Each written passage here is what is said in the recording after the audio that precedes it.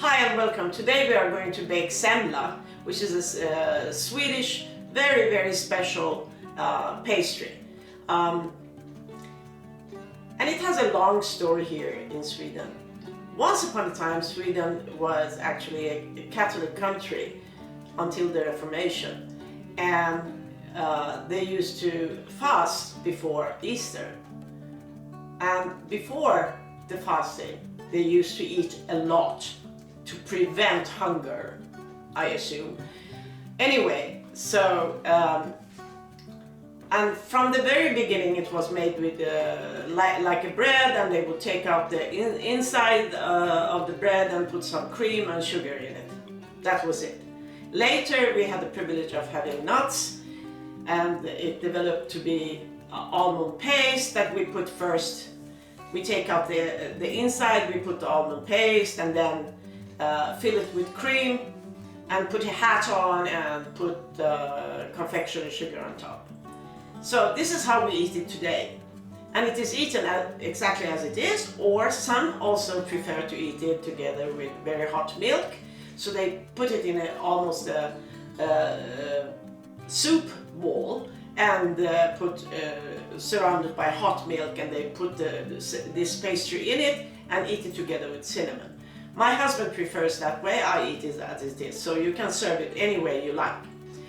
Now, semla, the word semla comes from simila, which is Latin and means better, finer flour. So that is, nowadays we bake it with finer flour.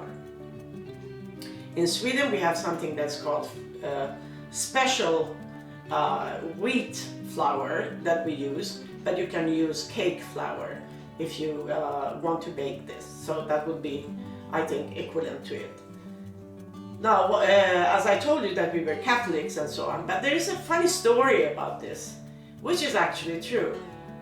12th of February 1771, the Swedish king Adolf Fredrik, who was the father of King Gustav III, died because he had eaten too many of these pastries.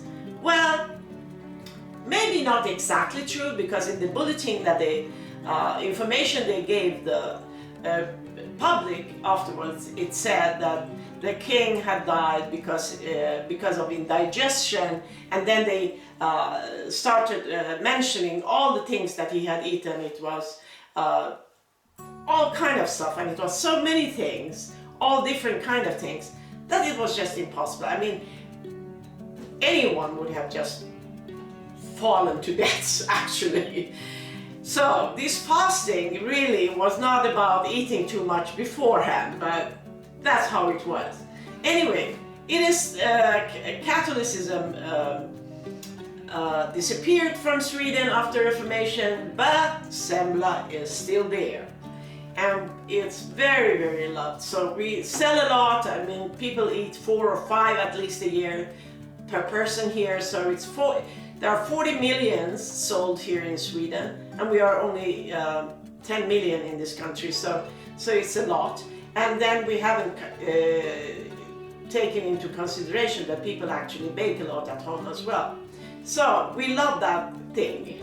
After Christmas we start eating this bun. So let's get started. And please, before I forget it, all the ingredients are at my blog, so exact measurements and so on, you find it there. And also, if you like the recipe, which I hope you really do, please do consider subscribing. So let's get started. Here's a list of what you need, and you can always download that at my blog. So there are very few things that you actually need. But you start by crushing the cardamom seeds in a mortar, not too coarse and not too fine. And then you add it to the milk, and you heat the milk to body temperature, and you can check it, and then you put it in a mixer, in a mixer bowl, and with the dough hook on. Then you add the sugar, the yeast, the flour, and also the egg. You start your mixer for 5 minutes. and gradually increase the speed. And after the first 5 minutes, you add the room temperature butter. And after that, you add the salt for 3 minutes.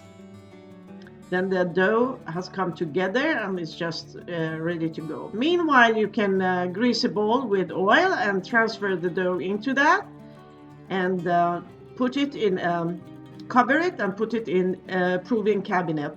That is, you turn your oven with the lights on, boil some water, put it in a bowl, and put the bowl at the bottom of the oven.